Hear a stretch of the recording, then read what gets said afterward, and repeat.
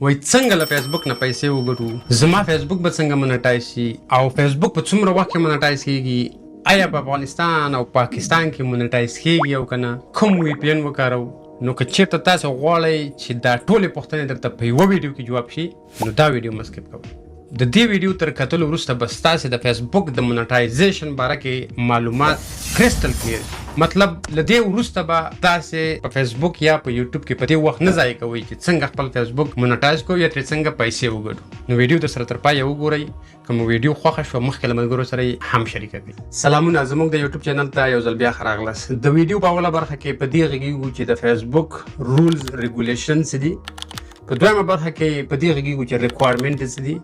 چې خپل فیسبوک مونټایز کړو یعنی کوم کارونه دي چې موږ تر سره کړو چې موږ ته فیسبوک مونټایزیشن راکړي او د ویډیو په دریمه برخه کې بیا په دغه غږیږو چې څنګه خپل اصلي اوریجنل کانټینټ جوړ نو ویډیو د سره تر پایه وګورئ او که کومه غوښتنه لرئ د کمنټ په سیکشن کې کولی شئ په لومړي قدم کې به راشو د فیسبوک قوانینو ته چې د فیسبوک قوانین څه دي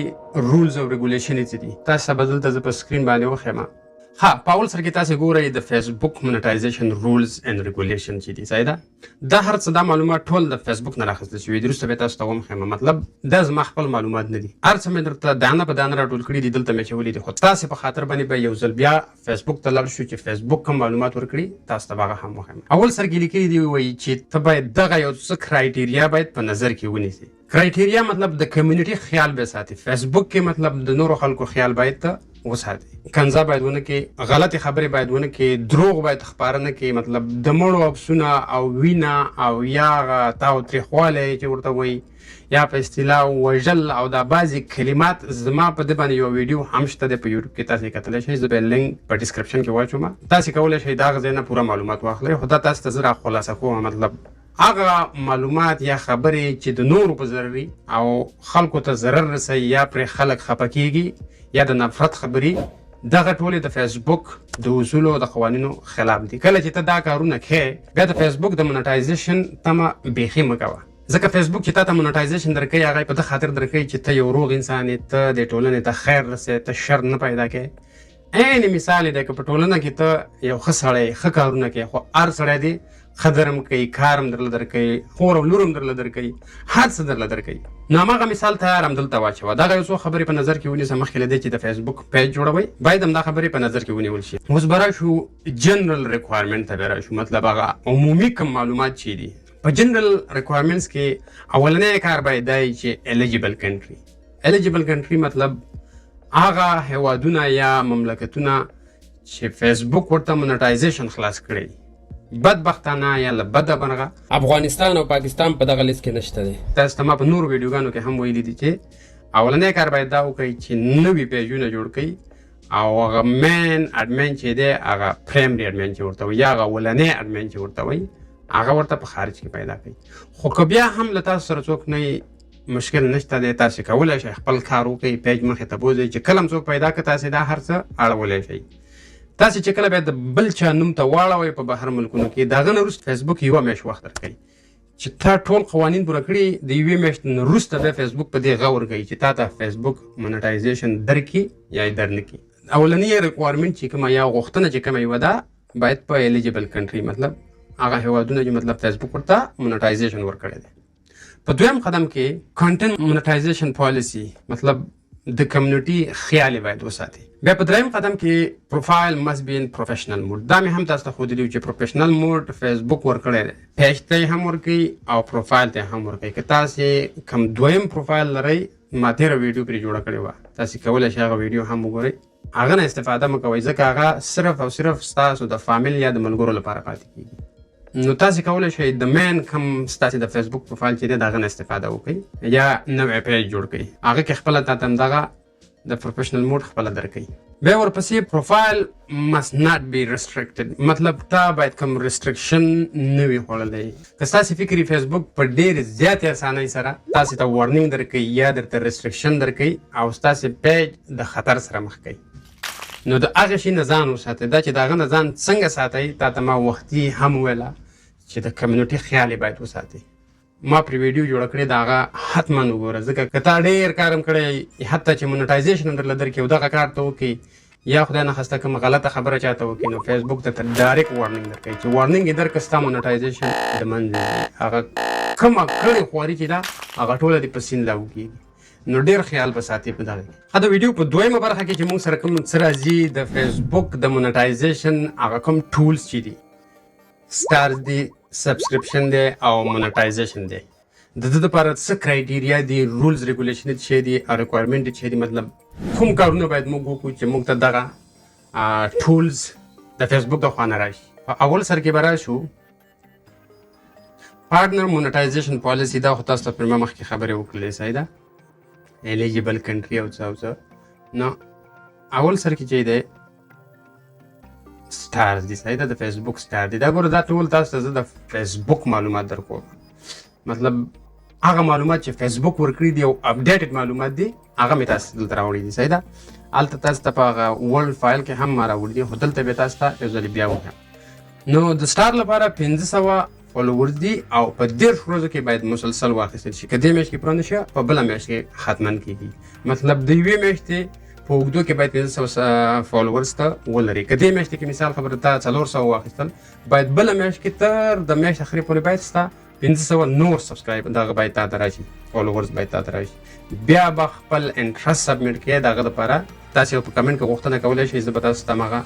کوم لیکل چې کېږي هغه به تاسو ته درولېږم وروسته بیا تاسو ته وهم ښیم. نو دغه و موږ سره د سټار باره کې مطلب معلومات. اوس به راشو سبسکرپشن ته بیا راشو. سبسکرپشن کې به موږ اوس وګورو چې د رول ریګولیشن او قوانین څه دي چې موږ ورته موږ ته سبسکرپشن راکړي. خو مهمه خبره پکې دا ده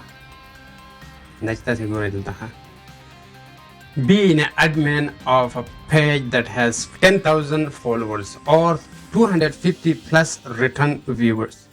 مطلب 250 کسان چې ستاسې دې پیج ته یو ځل راشي او بیا راشي یا باید دغه شانته لیدونکي ولري او ورسره په 15 ورځو کې 50,000 پوسټ انګیجمنټ مطلب کمنټونه او لایک او شیر او دا ټولې قصې چې ورسره راجمع کړي مطلب یا دغه دوه شان دي یا 180,000 واچ ټایم منټس دي صحیح ده دا فیسبوک وایي. مخکې چا به 15,000 ښودل چا به 100,000 ښودل څنګه څه به خو دا د فیسبوک اپډیټډ معلومات دي تاسو ته زه ښیم. ښه نو دغه دي موږ سره د سبسکرپشن هغه کومه کرایټیریا چې د مطلب څه شي ته چې ضرورت ده چې موږ ته سبسکرپشن راکړي. اوس په دریم قدم کې موږ سره چې دی فیسبوک مونټایزیشن دی. فیسبوک خپله په دې باره کې د مونټایزیشن باره کې هیڅ داسې رولز ریګولیشن یا کوم قوانین نه دي ایښي چې مطلب دغه قوانین دي او دا ورته پوره کوي تاسو ته به مونټایزیشن درکړي. خو صرف دومره دا چې مطلب ښه کانټینټ اوریجنل کانټینټ اتھنټک مطلب هغه دقیق کم یو چې معلومات د خلکو په کاري نوکاري وکړي که تاسې هغه ورکوئ تاسو ته به فیسبوک مونټایزیشن راولېږي. ګوره ما دلته په ګوګل کې سرچ وکړم مطلب ورته مې ولیکل چې کولی شم زه فیسبوک مونټایزیشن واخلم مخکې له دې چې ما ته سټار او د سبسکرپشن دغه ریکوایرمنټ زه پوره کوم دلته ګوره ښکاره یې لیکلي دي مطلب مخکې له دې چې ستا نور هغه کوم د سټار او د سبسکرپشن چې کوم دغه دي ریکوایرمنټ دی هغه پوره کړې ته کولی شي مونټایزیشن واخلي. ما حتی واورېدل چې په 1000 سبسکرایبر باندې هم فیسبوک مونټایزیشن ورکوي خو په شرط د دې چې د هغه لپاره باید برانډډ کانټینټ جوړ شي. دا چې برانډډ کانټینټ څنګه جوړېږي زه تاسو ته دلته مثالونه درکوم صحیح ده. ګوره فیسبوک مونټایزیشن دی نو ما ځکه دلته ګوره هیڅ رولز ریګولیشن کې نه خوستل چې نشته کوم معلومات ما فیسبوک هم وکتل خو داسې نوي څه نه دي ورکړي ځکه دغه یو څو میاشتې مخکې هغه کوم انسټریم ایډز او بعضې شیان چې وو د هغه سپیسیفیک ریکوایرمنټس وو هغه یې له منځه یوړل. اوس صرف فیسبوک مونټایزیشن پاتې دی چې کله د فیسبوک تبعیت شي. دا چې تبعیت یې څنګه کېږي د ده لپاره مینیمم فالوورز کاونټ ویری بیسټ ان د برانډ مطلب فالوورز فرق نه کوي چې هر رقم فالوور تاسو سره 100 200 300 مطلب دغه خو ډېره عادي خبره ده. خو مهمه دا ده چې ته څونه یو مهم معلومات راوړئ چې خلک پکې انولف کړي یا پکې انګیج کړي مطلب مصروف یې پکې وساتي او داسې یو نه شي چې یو نوی نه شي نه دا چې خلک پکې مخکې نه لګیایي او ته هم په هغه کې ځان کوشش وکړه داسې یو نوي څه راوړه چې هر سړي خوښ راشي. مطلب هغه بعضې خلک وایي مارکیټ ته نوی شی راغلی دی یو نوی کار وکړه تا ته به فیسبوک مونټایزیشن په اسانه درکړي. انګیجمنټ مطلب که چېرته ستا انګیجمنټ ډېري ته کمنټ کوې مطلب تا ته خلک کمنټ کوي تا ته خلک لایک درکوي ته خلکو ته لایک ورکوې یا ستا هغه کوم کانټینټ چې دي هغه خلک شیر کوي د نورو ملګرو سره نو فیسبوک په تا باور کوي فکر کوي چې واقعیت ته ښه کانټینټ جوړوي. اوس تر ټولو اسانه لاره یې څه شی ده؟ اولنی سټپ خو باید دا وشي چې کله تا ته فیسبوک یو ټولز هم درکړي، که سټار درکوي درته، که سبسکرپشن درکوي، که مونټایزیشن درکوي، باید ډایرکټ ورته اپلای وشي. ځکه فیسبوک ته باید ځان سیریس وکړي، ځان ورته باید جدي وښیي چې زه دا کار وخت کوم او زه غواړم چې مونټایزیشن واخلم. نو کوشش کوئ خپل پروفیشنل موډ ته همیشه ځئ، هلته ګورئ تاسو ته یا درته د نوټیفیکیشن په شکل راځي او که نه عمل ته درته درکوي چې هغه ټولز اویلیبل وي. چې کله راغلي هغه تا ته سیټ اپ درکوي، باید سیټ اپ یې وکړي. په دویم قدم کې که تاسې چېرته مثال خبره خپل انټرست نه یې ښودلی، نو دغه لیکل ما دلته کړي دي، زه به د ځان سره وساتم چې د چا په کار یي، کولی شئ کمنټ کې غوښتنه وکړئ، موږ به ورته ورولېږو. خو دا هم لږ ډېر مهم دی، دا باید ته چې څوک یې باید ځان ورته صحیح وښیي. ګوره ما لیکلي دي، مطلب زه په دې باور لرم چې زه د ده دپاره یو وړ کس یم، ځکه زه یو ښه کانټینټ جوړوم، اخلاقي کانټینټ جوړوم چې د هر چا سره کومک کوي او په نتیجه کې خلک کولی شي یو انلاین انکم یا انلاین پیسې وګټي. دا یو جنرال شی مې ورکولی، مطلب هر سړی کولی شي تر دې ځایه پورې معلومات ورکړي، خو کوشش وکړئ ده کې هم لږ تغییر راوړئ. یو چټ جي پي ټي ته ولې نه هغه ته ورکړئ چې درته یې بدل کړي، ځکه که زما او ستا او د بل یو شان ته سبمیټ شي، فیسبوک هم وایي چې دا ټول کاپي پیسټ دی. نو تکړه سړی به هغه چې د ده نه یو نوی متن جوړ کړي او هلته یې واچوي. په دې اخر کې ته کولی شي خپل یو معلومات ورکړي. اوس دې کې ما لیکلي دي I also work as a network engineer، مطلب زه د یو نیټورک انجینر په حیث باندې کار کوم په ډاټا سنټر کې. او ډاټا سنټر څه کار کوي؟ فیسبوک او په امازون او په دغه شیانو کې چې کومه زمونږ ډاټا ساتل کېږي، مطلب موږ چې ویډیو پوسټ کوو خو دا خو په یو ځای کې ساتل کېږي که نه، د لپاره غټې غټې کمپیوټرې لګېږي. مطلب ما ورته ویلي دي چې زه په هغه ځای کې کار کوم. نو دا تاسو لپاره یو پلس پوینټ راتلی شي. دا مطلب دا معلومات که تاسې چېرته دا دروم لېږم دا پکې خپل واچوئ. کوشش وکړئ د دې نه وروسته ورته یوه جمله خپل معلومات جوړ کړئ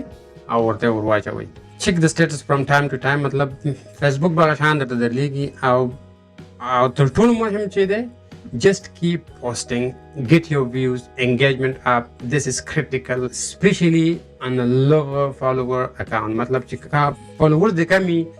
باید د ورځې 2 یا 3 پوسټونه وشي. دا چې 2-3 پوسټونه څنګه کېږي، اوس به ده ته هم ته ورخطا کېږي چې ولا 2-3 پوسټه خو ډېر غټ کار دی، بې انتها ډېر اسان کار دی، دومره ساده چې تاسې فکر هم نشئ کولی. کم از کم باید لږ زحمت وباسو. لنډ مثال به درته درکړم. چټ جي پي ټي ته ورکړه چې درله درکړي 40 حدیث، یا په ګوګل کې سرچ کړه، یا خپله که کوم ځای کې درته معلوم وي د یو کوم ویب سایټ چې دي د هغه نه ته راخیستی شي، مثال خبره حدیثونه پوسټ کړه، یا 3 ځوابه پوښتنې راواخله، یا د انګلیسي باره کې معلومات نه دي، زمانو باره کې، یا د چټ جي پي ټي ته ووایه چې ما ته مطلب 3 ځوابه یا 4 ځوابه سوالونه راته راکړه، هغه به درته درکړي. ته کولی شي هغه بیا سکیجول کړي، مطلب په یوه ورځ کې نه دی چې ته 1 ساعت وخت ورکړې که نه، همدغه 100 پوسټه ته مطلب داسې د 2 هفتو کار کوې روغ، یعنې د 1 میاشتې کار هم ته مکمل ته کولی شي ټول سکیجول کړي. ته بیا نور خالي بس ته راځه، ته چې حتی وده هم یې ستاسې پوسټونه به کېږي همداسې مسلسل، او کمنټ او شیر او لایک چې چا کوو هغه سره ته خپل ځان انولف کوه یا خپل پیج ته پروموشن کوه. او د دې تر څنګ همدغه معلومات چې کوم یو دي په ډېر ساده شکل ته کولی شي د ده یو ریلز جوړ کړي. دا چې څنګه ریلز جوړېږي، که تاسې چېرته غواړئ چې زه درته په یو مسلسل یو ښکلې روغه ویډیو جوړه کړم چې مطلب د دغه یو شي نه مطلب په هغه په اصطلاح وایي چې په یو ډز باندې څنګه 2 مرغۍ وولو، همدغه شان چې تاسو ته چټ جي پي ټي یا ګوګل درکړل 4 ځوابه معلومات، مثال خبره صحیح ده، هغه نه ریلز هم جوړېږي. ریلز څنګه جوړېږي؟ په کینوا یا په کیپ کټ یا په نور اپلیکیشنونو کې په ډېر ساده شکل باندې ورته ور واچوه، یو فارمیټ ورته جوړېږي، هماغه کوم معلومات چې دي هغه هلته اچوه، یو پوسټ دا کوه، یو هغه کوه، یو مطلب ریل کوه، یو هسې پوسټ کوه، سټوري ته هم ځي، مطلب ستاسې هغه ټول پیج به پرې رواني. تاسو ته ضرورت نه ده چې ته په خپله راشئ وغږېږئ یا خبرې وکړئ. نو دغه و موږ سره د فیسبوک هغه کم رولز ریګولیشن او ریکوایرمنټ چې څنګه مونټایزیشن ته خپله لار خلاصه کړو. او که چېرته تاسې غواړئ چې زموږ بله راروانه ویډیو درته په دې جوړه کړو چې څنګه خپل اوریجنل او اصلي کانټینټ جوړ کړو، مطلب تاسې کولی شئ د ورځې 2 یا 3 ساعته ورکوئ، د ټولې میاشتې کار خلاصولی شئ. هم به ریل جوړوئ، هم به پوسټونه کوئ، هم به سټورۍ، او ټول چې د یوه ورځ کې وکړئ، یوې میاشته پورې بیا ته پښې ورته وغځوه، کمنټ ته کښېنه، لایک ته کښېنه، شیر ته کښېنه، خپل پیج پروموټ کړه. زموږ ډېر شمېر ملګري دا فکر کوي چې والا که چېرته زه نو میډیا ته راځم باید خپل مخ وښایم، یا باید غږ وکړم، یا باید خبرې وکړم. هېڅ ضرورت نشته ده. مصنوعي ځیرکتیا ده او پوره استفاده ترې باید وکړو. لیکل هم درته کوي، هغه په اصطلاح فکر هم درته کوي، ټول دماغ د همغې کارېږي. نو ما ورته ترې ولې باید استفاده ونو. نو دغه و زموږ د نن ورځې معلومات. نو که تر دې دمه چا ویډیو کتلی وي مهرباني وکړئ زموږ ویډیو د سره لایک کړئ، که کومه غوښتنه لرئ د کمنټ په سیکشن کې وکړئ. تر بلې ویډیو زه درنه اجازت غواړم. د الله په امان.